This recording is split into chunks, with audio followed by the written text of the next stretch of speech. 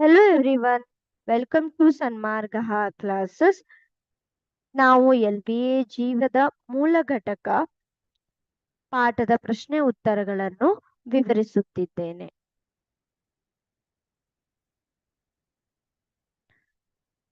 ವಿದ್ಯಾರ್ಥಿಗಳೇ,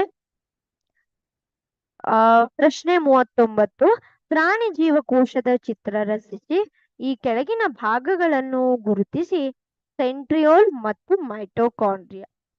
ವಿದ್ಯಾರ್ಥಿಗಳೇ, ಪ್ರಾಣಿ ಜೀವಕೋಶದ ಚಿತ್ರವನ್ನು ನೀವು ಪ್ರಾಕ್ಟೀಸ್ ಮಾಡಲೇಬೇಕು. ಸುಲಭವಾಗಿದೆ.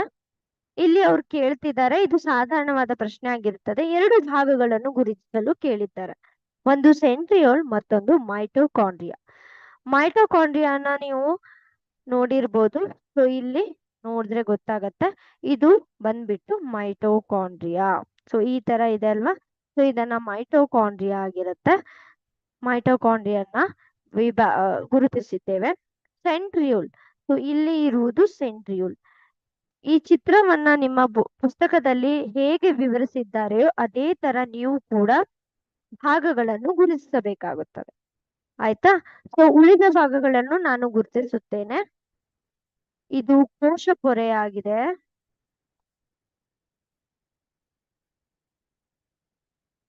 ಇದು ಪ್ರಾಣಿ ಜೀವಕೋಶ. ಆಯ್ತಾ?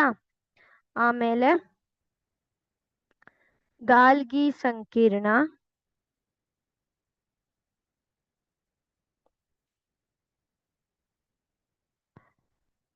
ಸೊ ಇಲ್ಲಿ ಮೃದುವಾದ ಎಂಡೋಪ್ಲಾಸ್ಮಿಕ್ ರೆಟಿಕ್ಯುಲಮ್ಗಳು ಇವೆ.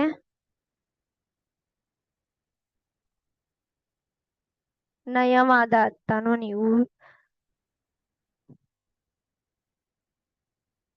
ಇದು ನ್ಯೂಕ್ಲಿಯರ್ ಮೆಂಬ್ರೇನ್.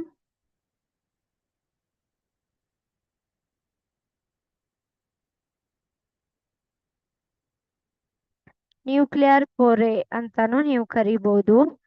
ಒಳಗಡೆ ಇರುವುದು ನ್ಯೂಕ್ಲಿಯಸ್. ಆಯ್ತಾ? ಆಮೇಲೆ ಈ ಕಡೆ ನೋಡ್ಬೋದು ರೈಬೋಸೋಮ್ಸ್ ಇದೆ. ಇದನ್ನ ನಾವು ಒರಟಾದ ಎಂಡೋಪ್ಲಾಸ್ಮಿಕ್ ರೆಟಿಕ್ಯುಲಮ್ ಅಂತ ಕರಿತೀವಿ. ಆಮೇಲೆ ಇಲ್ಲೆಲ್ಲ ನೋಡ್ಬೋದು ನೀವು, ಇವೆಲ್ಲವುಗಳು ರೈಬೋಸೋಮ್ಗಳು.